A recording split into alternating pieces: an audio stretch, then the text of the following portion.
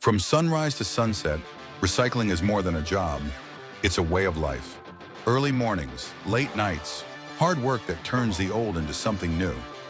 Recyclers power the economy, and ReMatter is built to power you. Making those long days easier with smarter tools like scale ticketing, payments, dispatch, and everything in between. We bring it all together so you can focus on what matters most, growing your business and serving your community. Driven by the spirit of recyclers everywhere. ReMatter. Built for recycling. Built for you. Hello? Testing? Ooh, there we go. Alrighty, welcome back to the ReMA 2025 live stage. If you all just heard about the school in West Virginia that raised an extreme amount of cans, collected cans, it's a pretty tough act to follow after hearing about all those students bringing in material, but hoping to kind of transition it over to another thrilling topic, which is material receiving and grading. And so really excited to be here talking to all of you. And so who am I? My name's Emily Molstad. I'm the CEO and co-founder of VALIS Insights. We're a software and data solutions provider, partnering with processors and shredders to help them better understand material quality and optimize their operations through data. So you might be asking yourself, okay, what does Emily know about material receiving and grading coming from a software company? And I'll say that I have a materials background. So I'm studied as a materials engineer. My entire career has been in the metal recycling space, doing research within this space. The picture that you see there is from my earlier days where I've spent a considerable amount of time getting Gaylord samples from different shredding facilities, doing in-depth analysis, going through the hand sorting process. So have a deep familiarity and understanding of these materials and understanding how to go through that grading and sampling process. And so, yeah, just excited to share what we see, in working with shredders and processors and what works, what doesn't, how you can really understand your material, why sampling is and grading is important and what that means for your businesses, and just best practices for carrying that out and implementing and improving upon your own processes. I will leave time at the end for questions, so do be thinking of those along the way, and we can jump into those as we go along. Just starting with pretty obvious question, right, of why is grading important? Why do it in the first place? What does it mean for your business and your operations? And this is actually a quote that Jennifer Betts shared with me. And so pretty popular quote, but just felt that it really captures, right, investment in knowledge pays the best interest. Right, so it may seem at times, kind of time-consuming to capture data, to go through and evaluate your material. But at the end of the day, that's really dictating a wide array of decisions across your business. And that's really what's going to help drive profitability and expanding your operations. So it's worth the investment and worth taking the time to go through that grading and sampling process. Right, so what does that really inform? Right, so it's what allows you to determine and communicate the value of your products and to have that well documented and understood. Right, so if you're creating a Zorba product, right, what's the metallic content within that? Do you have a deep understanding of that metallic content? On ferrous and non-ferrous side, right, understanding your copper content. Do you have high copper in your ferrous shred? Do you have high, which is not so great, or you have high copper in your non-ferrous, and you want to know that because that's going to really adjust the conversations that you're having with your customers, what it means for evaluating the value of the products that you're creating. Understanding sizing, right? That also plays a role in when you're going through marketing and selling those products. Right, if you're selling a bunch of oversized material to this and you don't have that kind of well understood, that can come back to be a problem with customers. But then, of course, contamination level as well being really problematic, right? Maybe you're generating a product that has that more flexibility and can withstand that higher level of contamination, but if you're generating a pretty stringent spec, you want to know what are the contaminants that are landing in your product, what that might mean. Is there sort of risk of claims, what have you, and that all then falls into ultimately strengthening trust with your customers. So if you're delivering on those products, the more information you have to back up that sale, to back up that product quality, to really understand what you have and what you're selling, it allows you to have that stronger sales collateral, right? So you can say, here's what, images, detailed information, right? That's all going to convey a lot more trust and reliability in the material, maybe compared to a competitor who doesn't have an effective grading and sampling system. And then, of course, just quality and reliability, right? Knowing that you're a supplier that your customers can trust and that they have that information. But really getting into data-backed agreements, right? It's hard to argue with data. Of course, it depends on kind of who's looking at it, interpretations of that data. But when you have the sort of foundational information that you can agree upon, it makes it easier to have potentially tough conversations with customers if things might, you're seeing quality that wasn't expected, or but ultimately wanting to drive out having that grading and sampling process that allows you to avoid any rejections and downgrades on that material because you have that data to back it up. Then, of course, if something does go wrong, you have the receipts, right? You have the defensibility where you have all that information at hand, images, what have you, that really can again, right, strengthen that trust, where even if something does go wrong, you at least can agree upon what the potential solution is or what the steps are moving forward. The other information, right, so kind of moving on just the sales side of when you're communicating that grade and selling it to a customer, is really monitoring how your operations are truly performing. So we see a lot of, if you're starting to see changes in the sizing of your shredded products, that can be indicative of wear on your shredder. And so that can help you now start to trigger buying replacement parts or reevaluating other issues with your sizing process.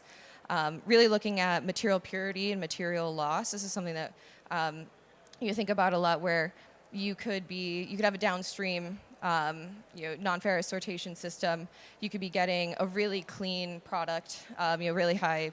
Say you're making a reds or a copper product and you're getting a really pure product, but maybe you're actually running the system too fast. And so if you're not evaluating the other dropouts of that sorting process, you might not see that you're losing copper, right? It might not be really visually obvious when you're walking around the yard. And so needing to be able to go through and evaluate not only the products that you're trying to sell, but also some of the dropout or maybe waste fractions, make sure you're not losing valuable material along the way. But of course, just as you're having a frequent sampling and grading process, you can identify process issues early and be proactive, rather than realizing a week later, what have you, that something went wrong and you're now leaving money on the table or decreasing sort of the value of the products that you are creating. So having that information that really tells the story of how your operations are performing and what you can be doing to make continual enhancements.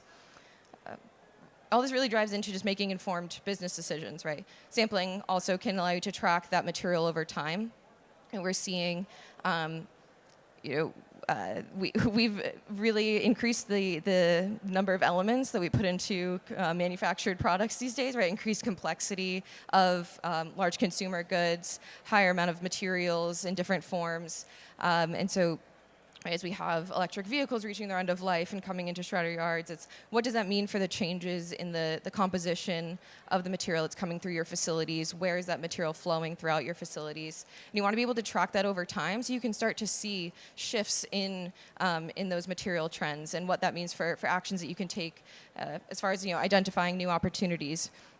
Maybe you're seeing an opportunity to put in a wire chop or invest more in sortation technology because you're seeing sufficient volumes of high-value material that you can go through and further recover. But by having that sampling and that grading information and having that captured and tracked, that allows you to build that business case and really understand what are the opportunities to expand your business, to make modifications that are going to be profitable, and have that backed by data. So of course, now what do you really need to consider when you're grading?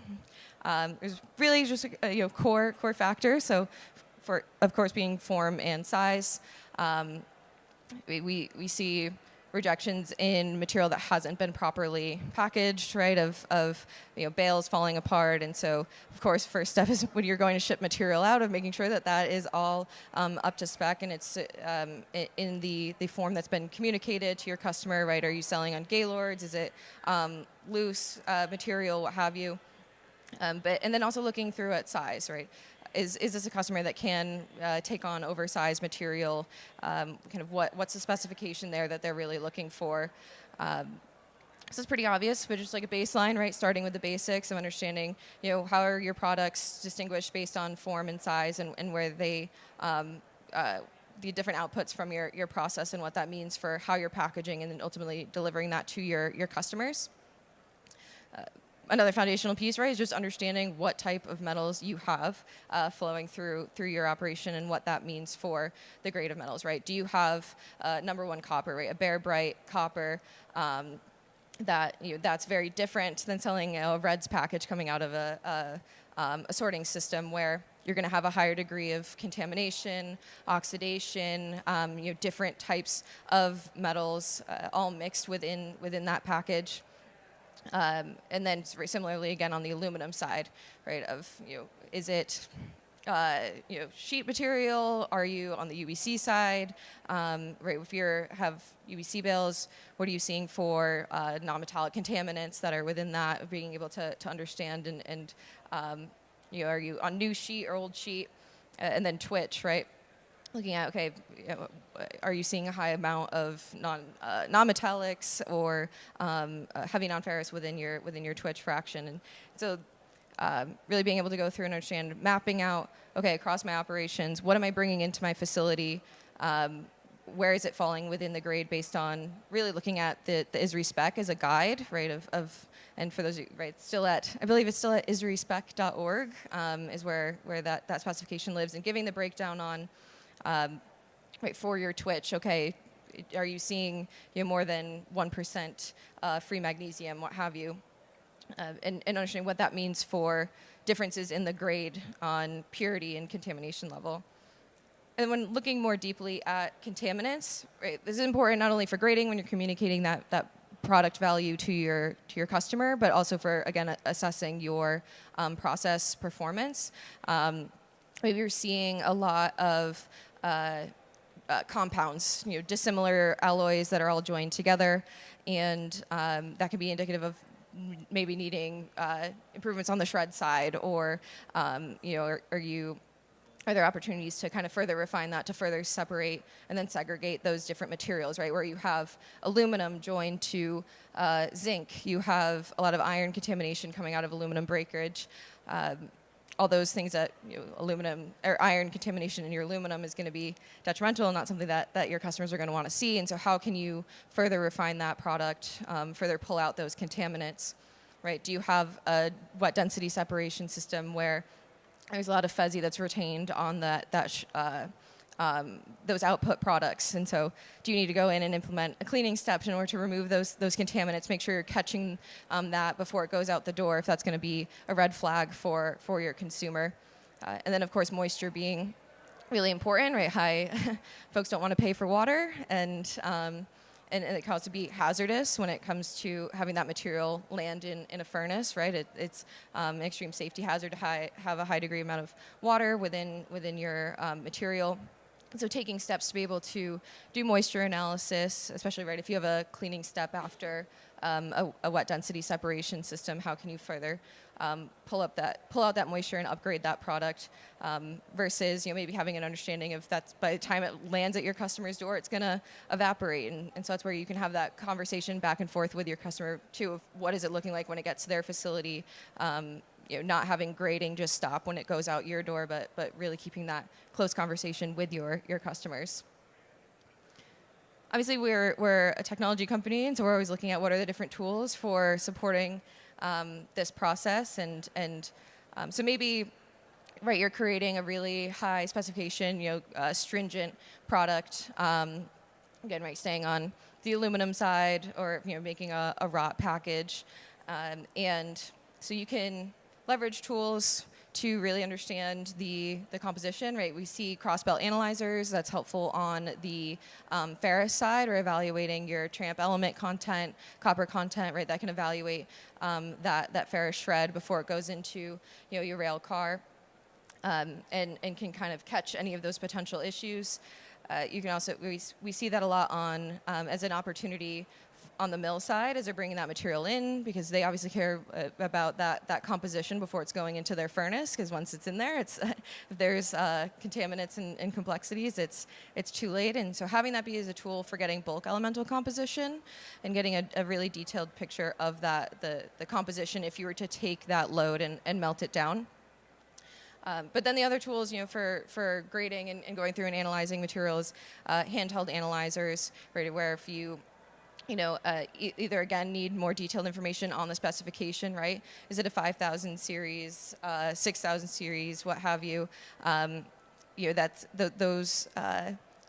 That's visually hard to distinguish between, and so needing to use a handheld analyzer to measure that composition. It's going to get you particle composition level, being able to go out into the yard and scan batches and do a quick check on what you have.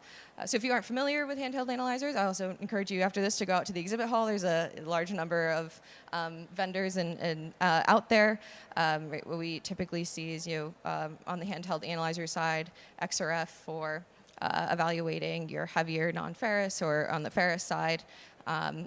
And then LIBS is really strong for light elements. That is indicative of different aluminum alloys, right? So being able to, again, distinguish between that 6,000 series versus 5,000 series aluminum, if you're handling that material. And so while these tools are really powerful for being able to identify different types of material, right, it is difficult to go out and do use a handheld analyzer on every bit of material that's coming through your facility. And so that's where we really see the importance of doing a manual material sampling process, right, of looking at particle level information. So one key thing, right, is that as you say you've invested in sortation equipment at your facility, and you may be able to use a cross-belt analyzer to get a full compositional breakdown of that product. And again, right, say you're making a reds package. That's going to give you a sort of bulk elemental composition of how much copper, how much zinc is in that package, but it's not necessarily going to be able to tell you how much is pure copper pieces that you could further sort out and upgrade to a higher value copper product as opposed to just a reds package, versus what's that copper that's embedded in brass. And so that means you can't sort that out. You can't really take another step on that. And so while the bulk elemental composition is really valuable, to get a full picture and a detailed understanding of what that means for your operations and other steps that you can take within your process, this is where material sampling really comes into play. It gives more information on, right, what is the value, and what other steps can you take to identify contaminants, other issues, and other challenges within your process. So when we look at material sampling, right, what is material sampling? What are the best practices? How can you implement this within your facility today? And the first step, right, is to develop a sampling plan. If you aren't sampling at all, kind of what we hear a lot is kind of the perspective of my material stays the same. I know what I have. I know what my recoveries are. I'm in a stable spot.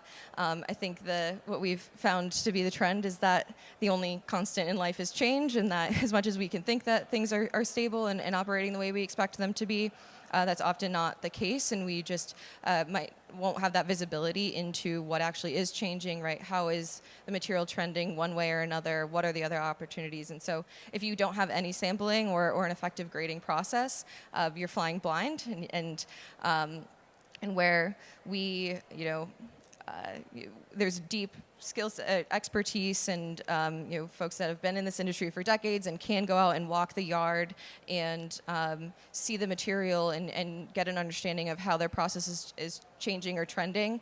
We're not be able to digitalize what's coming out of your eyes, right? I guess unless you're using Google Glass or what have you, but that's not information that you can then fall back on or that you can really measure further, and you can't improve what you aren't measuring. we're also recognizing that, on the other hand, 100% inspection, right, of evaluating every piece of material that's coming through your facility just isn't feasible. It's not economical.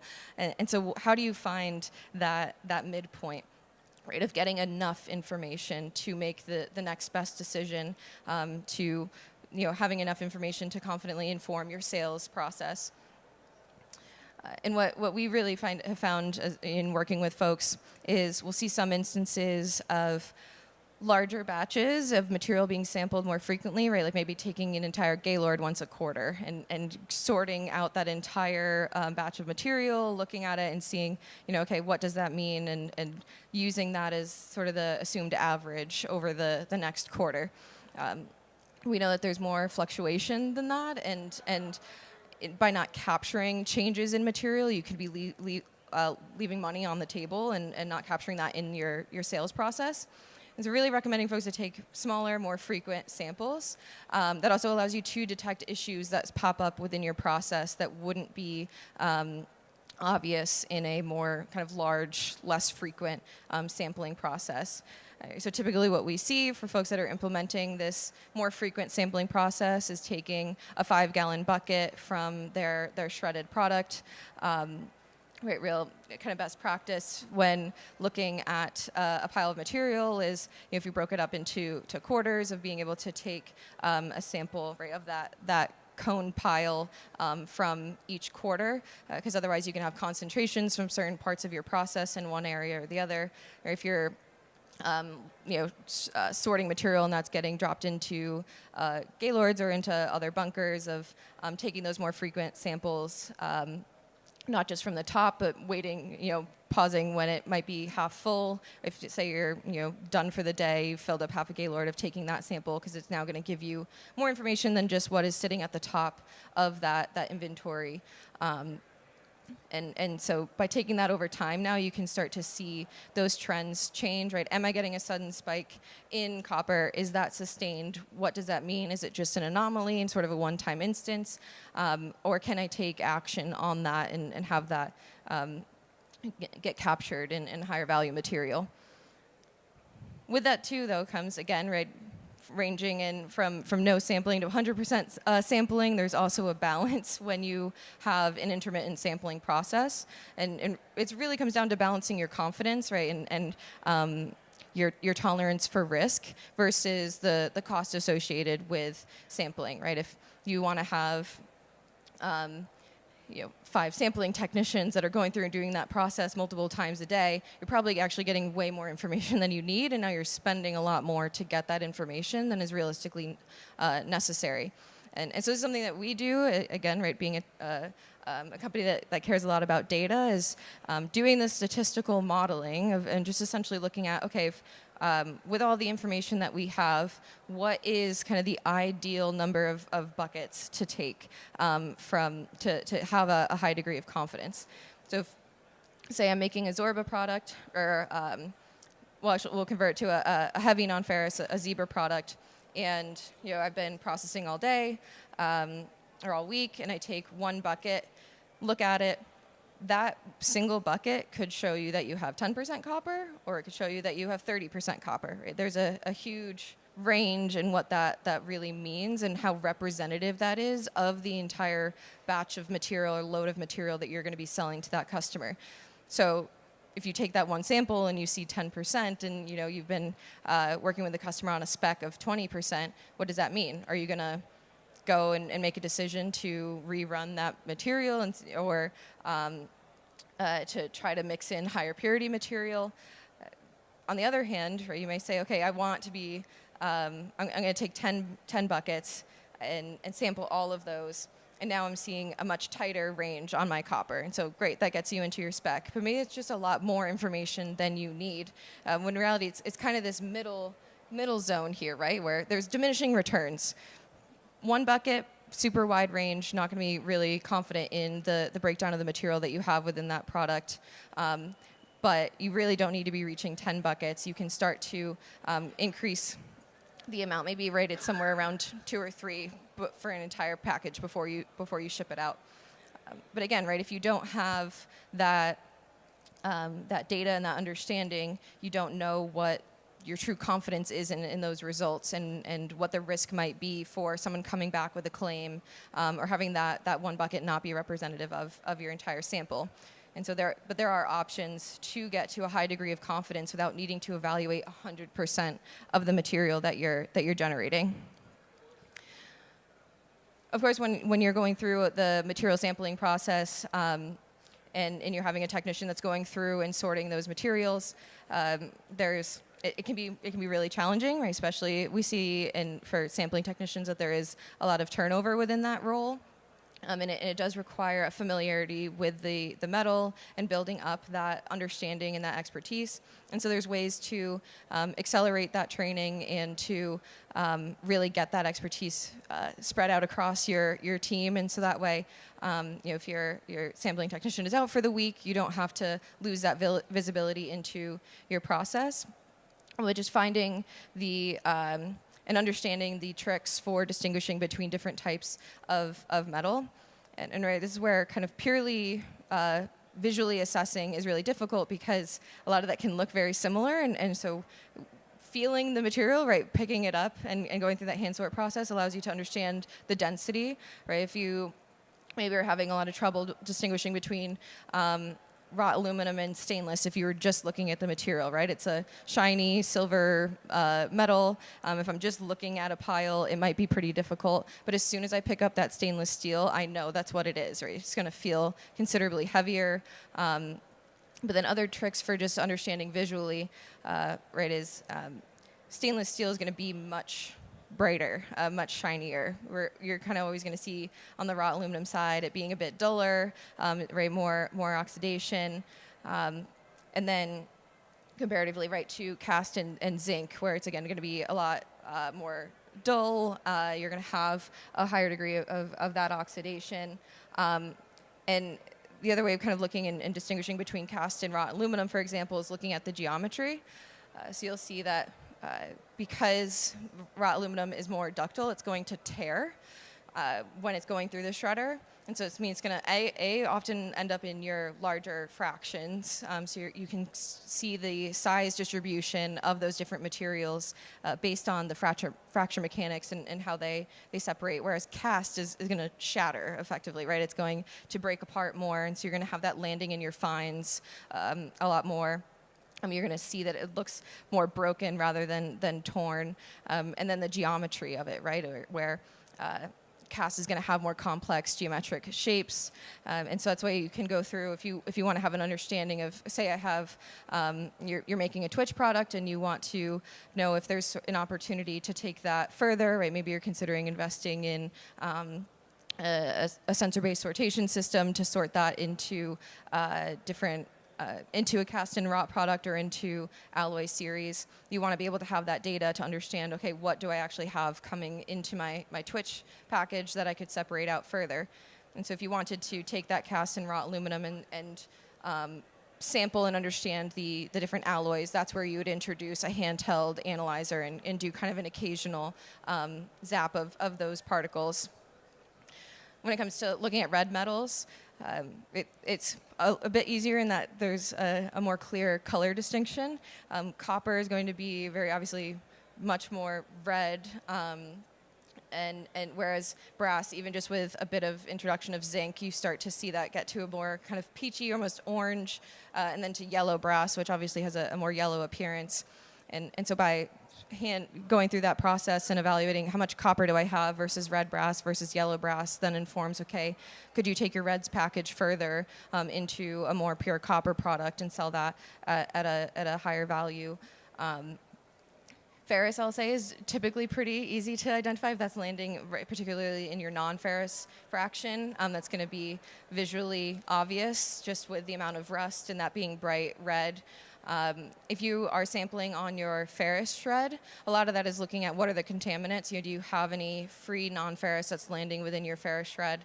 And then if you're looking at the elemental composition of that ferrous material to better understand it, that's where a cross-belt analyzer or handheld analyzer is going to give you that more detailed compositional information on the actual ferrous material.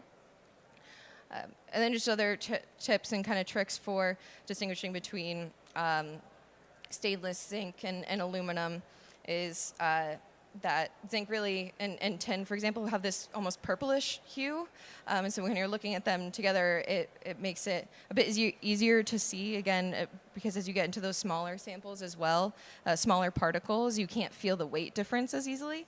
And then aluminum really is gray, whereas stainless comes up more like true silver. And again, it's going to have that brightness to it. But what can get tricky is when you have material that's plated, right? If it's nickel plated or chromium plated. And so that's where there's benefit from having a hand file, right? Of being able to really quickly just remove that thin layer of plating and seeing, what's underneath. Is it aluminum? Is it zinc? Is it brass? Because that can be applied to a wide range of materials. But that's obviously, if you aren't able to visually discern between that, it's going to be problematic for understanding that the breakdown in that material.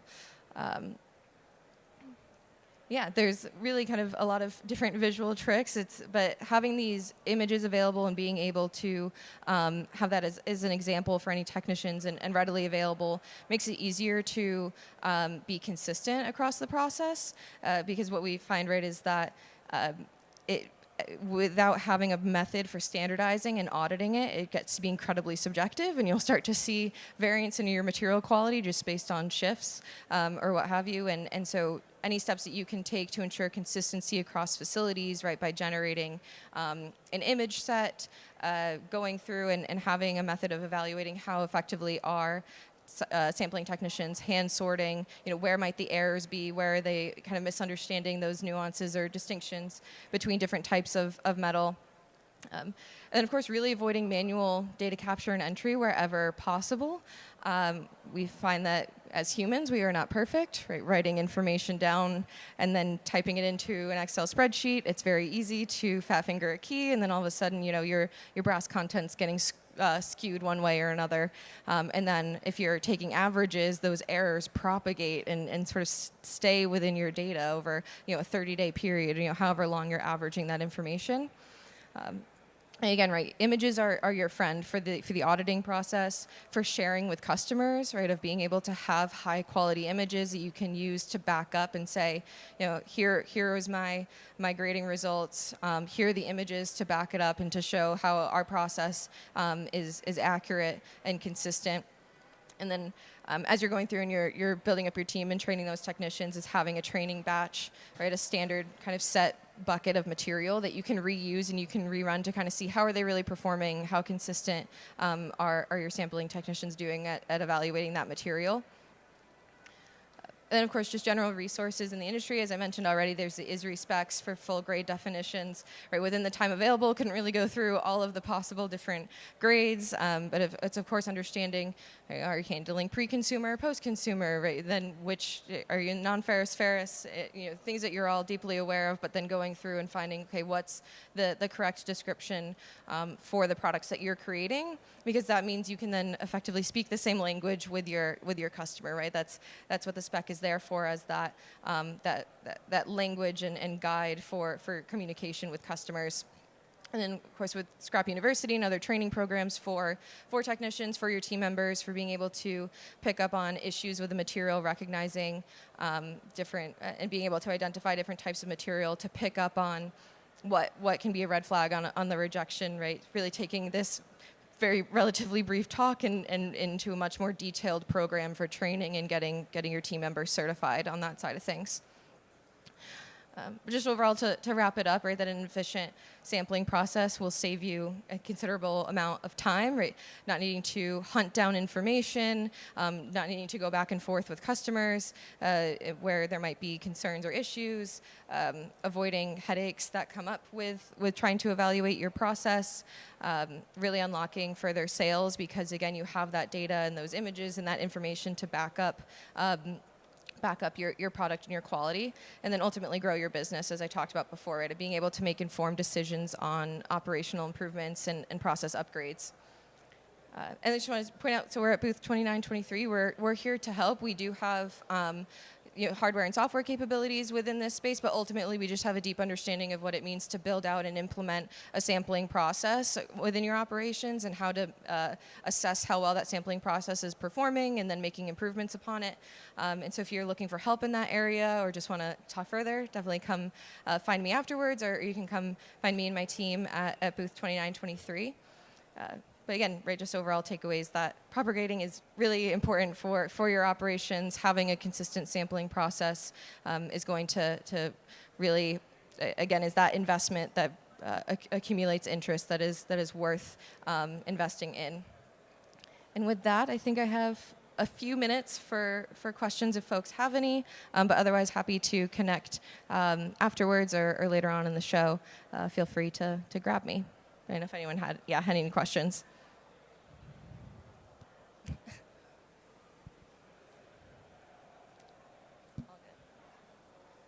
Everyone good? Thank you.